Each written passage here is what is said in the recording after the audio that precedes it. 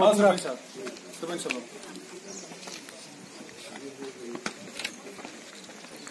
हमारे राजनगर लोअर के सरपंच जी शबीर साहब।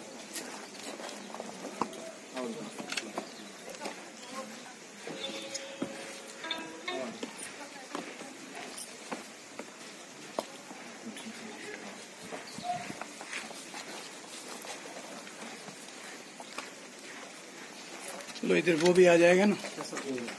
क्या सब है?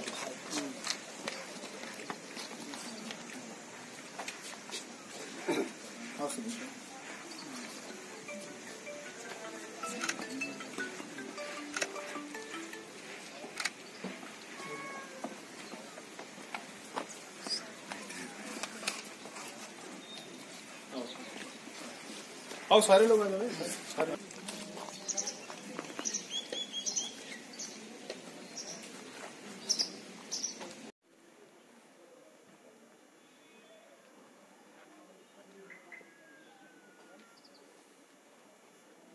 सर लगभग 2 साल तक नायब तहसीलदार बुद्धल की कुर्सी खाली रही और आज लोगों को बड़ी बेसब्री से इंतज़ार था, उनकी इंतज़ार की घड़ियाँ खत्म हुई हैं, क्या कुछ कहेंगे? सर बात ऐसे है कि हम बुद्धल वालों को लगभग पिछले 2 साल से नायब तहसीलदार साहब का इंतज़ार था बड़ी बेसब्री के साथ, क्योंकि 2020 में जिन नायब तहसीलदार साहब की यहाँ पर अपॉइंटमेंट हुई थी, ट्रांसफ़र हुई थी, उन्होंने यहाँ पे सिर्फ ज्वाइन किया था। ज्वाइन करने के बाद पोस्ट को जो है अपने दबा के रखा और ख़ुद यहाँ से चले गए। उसके बाद तब से लेकर आज तक वो जो है वो अपनी ड्यूटी से जो है कम्प्लीटली जो है एब्सेंट थे। तो इसी सिलसिला में जो है हमने कई बार जो है डिस्ट्रिक्ट एडमिनिस्ट्रेशन के पास भी गए और डिस्ट्रिक्ट एडमिनिस्ट्रेशन ख़ास तौर पर मैं कहूँगा कि हमारे जो डीसी साहब हैं उनका हम बहुत ही हम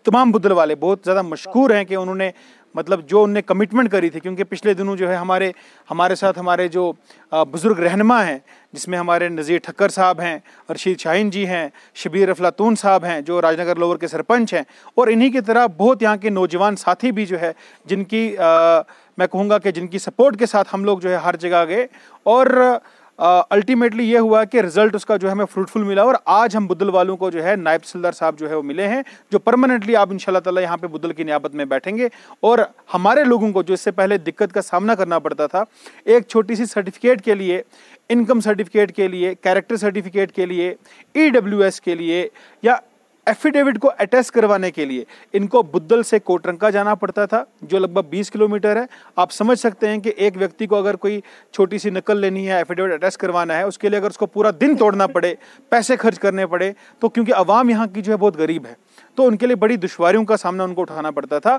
लेकिन आज हमारे लिए बड़ा खुशी का मौका है कि हमारे बुद्धल नियाबत में जो है नायब तहसीलदार साहब आए हैं। आज तमाम बुद्धल वालों ने जो है हमारे नायब साहब का जो है खैर मकदम किया है, उनका स्वागत किया है और हमें पूरी उम्मीद है कि जिस तरह से ये नायब साहब ने जो है रजौरी में बहुत ही ईमानदारी के साथ, बहुत ही अटमोस्ट डेडिकेशन के साथ काम किया है, इंशाल्लाह ताला बुद्धल में भी वो जो है उसी डेडिकेशन के साथ, उसी कमिटमेंट के साथ हमारे लोगों की भी सेवा करेंगे। सर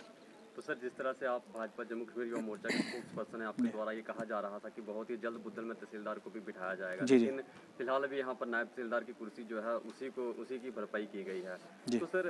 तहसील को लेकर क्या कुछ आगे चल रहा है? देखिए सर,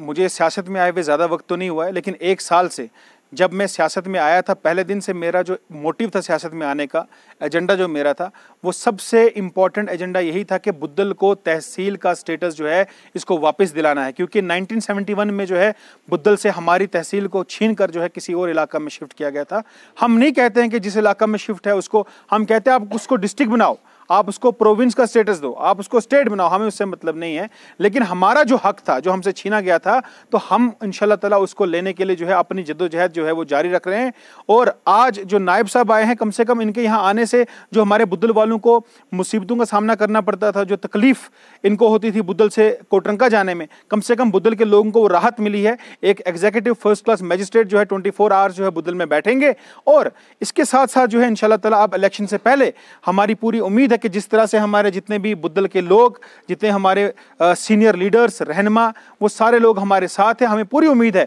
कि इलेक्शन से पहले जो है हम अपनी तहसील बुद्धल को जो है बुद्धल में वापस ला के रहेंगे इंशाल्लाह ताला। और बुद्धल वालों का जो है उनको 52 साल से जिस इंसाफ के लिए वो तरस रहे, तड़प रहे, और इंशाल्लाह ताला उनको वो इंसाफ मिलेगा।